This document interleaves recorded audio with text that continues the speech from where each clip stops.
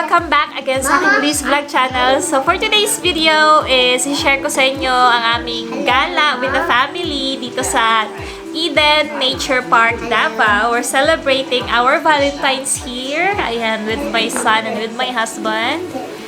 And ayun, i-share ko sa inyo paano kami nakabook nito, paano kami nakapunta dito. Ayan, lalo na sa mga hindi taga Davao talaga, specifically dun sa mga hindi alam yung Eden. Makinig kayo, share ko sa inyo kung paano. So first is nakita namin sa page nila na availers ako ng sale eh. So naka-sale ito eh. As in, itong Vista na room, mahal talaga to guys. Originally, naka-price to ng 5,000 pesos. And dahil naka-sale siya ng 3,500, in-availer namin para sa Valentine's celebration. So sa package na yon, meron na kaming free breakfast,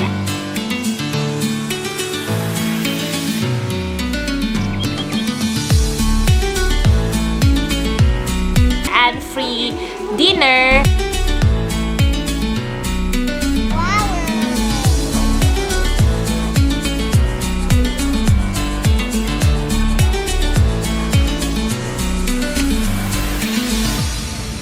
And may free access na kami sa pool.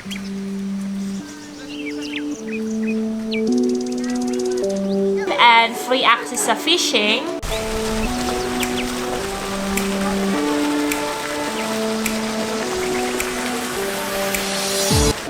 And ayun, yun na yung package nun. Kita namin sa page nila, nag-sale sila, nag-promo sila, naki-avail agad kami. Tumawag kami, and then pumunta yung husband ko sa office mismo nila. After namin na-book, ayun na.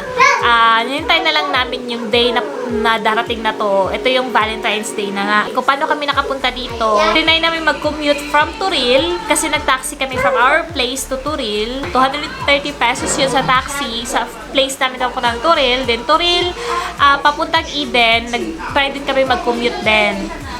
So, para malaman nyo yung magkano yung mga ginagastos namin, pwede kayo naman mag-taxi, pero mas mamahalan ka sa taxi talaga guys, kasi paakyat dito eh. So, yung ginawa namin, nag-try kami sa tricycle, and nagbayad kami ng 200 pesos. Siguro mga 30 minutes, 20 to 30 minutes yung pag-akyat namin. I love you! Yeah, I love you too. Along the way, feel mo talaga yung nature na nature talaga guys. As in, super malamig na siya, at maraming puno talaga. At pagkatapos na napunta na kami dito, nakaabot na kami dito, pumunta agad kami sa front office. So doon, i-book mo lang yung, i-check-in mo lang yung nabook mo. Yeah. So that, bibigyan ka nila ng room. Yes. Bibigyan ka nila ng key, at the same time, yung mga tickets kanina, yung mga stub, yun yung bibigay mo sa, kunwari kakain na kayo, or pupunta na kayo ng pool, yun yung mga stub na yun, yung bigay mo doon. So, ayun na nga, ito na yung Vista Mall. Dati, nakapunta na talaga kami dito guys. Hindi lang to ngayon lang. Ilang beses na kami pabalik-balik dito kasi ang gusto talaga namin dito eh. Yung ambience, yung service mismo nila guys, sobrang ganda. Kasi napaka-accommodating, mababait, lahat. Ayun na nga. So, bumalik-balik talaga kami dito ng aking husband. Dito talaga kami usually nagsa-celebrate ng mga occasions like this, Valentine's, anniversary, gano'n. So, ayan, first time namin dito sa Vista Room, and nakita nyo na, ang ganda ng Vista Room, guys. Hindi ko masyadong nagustuhan yung holiday before. May holiday room din kasi sila. And guys, note, napakalaki ng Eden. Marami kang pwedeng ma-enjoy dito. Marami. Like, may mga rides din sila dito. Zipline, sky cycle. Hindi ko pa nga alam kung ano pa yung mga iba pang rides nila dito eh. Kasi nakalimutan ko na yung iba. Meron din silang tour. Yung tour nila, guys, is itutour ka talaga sa buong Eden. Separate payment yun. Hindi na yun kasali sa package. Pero mag-a-add ka lang ng 100 pesos doon. Ayan. So, malilibot mo na yung buong Eden, guys. Ang ganda kasi, ang daming magagandang view doon. Ang daming magagandang bulaklak. Tapos may mga animals din, may mga, basta ang ganda na view, nakakawala ng stress talaga.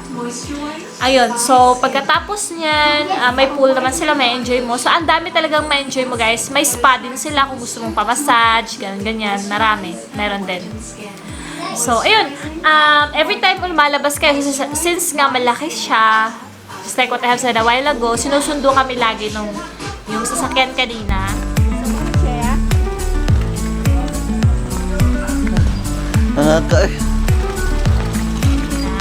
So, kung saan ka pupunta, tawag ka lang, susunduin ka nila, hatid ka sa kung saan mo gusto pumunta. Ayun, meron din. What I like about Vista Room, kasi meron silang terrace. Nakita niyo yung terrace? Ang ganda. Makita mo talaga yung view sa nature na view talaga, na marirelax ka talaga. And ayun, malaki yung kama nila. Kita nyo, malaki yung kama. May refrigerator din sila. Meron silang vanity. Okay naman din ang room. Maaliwalas naman siya. Gusto mo mag-order, guys? Ayan. May mga menu din sila dito. Kung nagugutom ka, gusto mo umorder, meron din.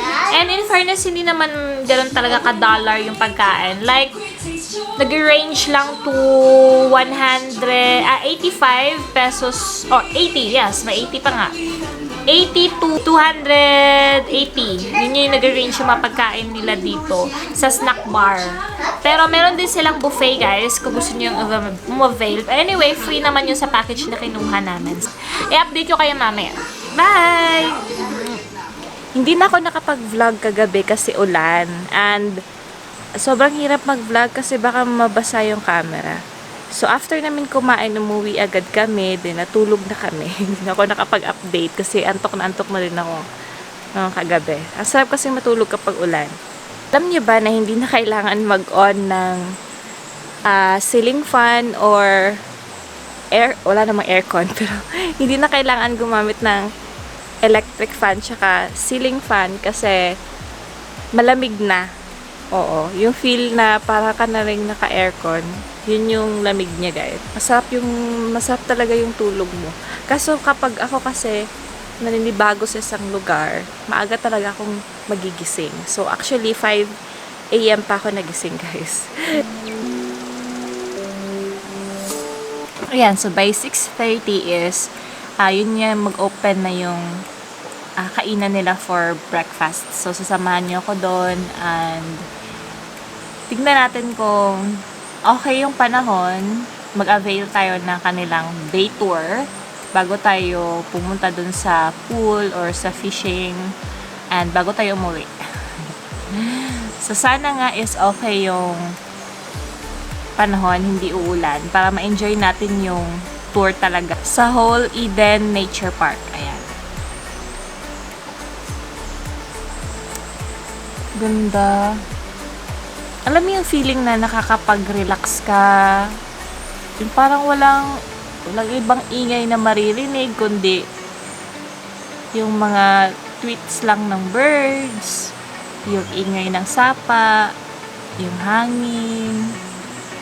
Like kung say for example, mahilig kang mag-create ng poem, stories, makakapag-isip ka talaga dito. Swear.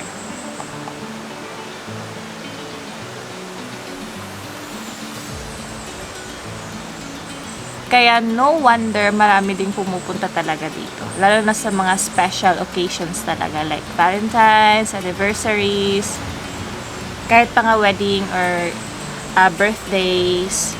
Ayan. Kahit man lang, 'di ba, sa konting panahon makakapag-chill ka rin. After sa lahat ng mga problems. Ayan. Sobrang ganda dito, guys. Like, swear. So, kung mga hindi taga rito na gustong mag-chill, try nyo i-visit tong Eden Nature Park Davao. Try nyo lang. Wala namang mawawala. Para ma-feel nyo rin yung dito, sanctuary. Sanctuary. Ang pag-e-emote nyo dito. Ayan, so, ang dami ko sanang videos talaga, guys, na i-upload talaga dito sa aking list vlog. And, na-erase lahat. So, kailangan kong i-edit ulit. Sayang, kasi akala ko ma-upload ko na yung iba. So, mag-edit ako ulit. Kasi naman tong computer ko na virus. So, nireformat. Ayun. Nawala yung mga files. So, kailangan ko mag-edit ulit ng mga panibagong videos. Hindi ko pa na-edit yung dun sa Manila, yung naglaag ko dito sa tawag sa Fantasy World. Tapos laag food ko sa Dreamland. Naglaag mi dito sa Villa Juvita. Ang dami kong ginala dun, pero hindi ko na-edit yung video. Hashtag, I need editor. Charot.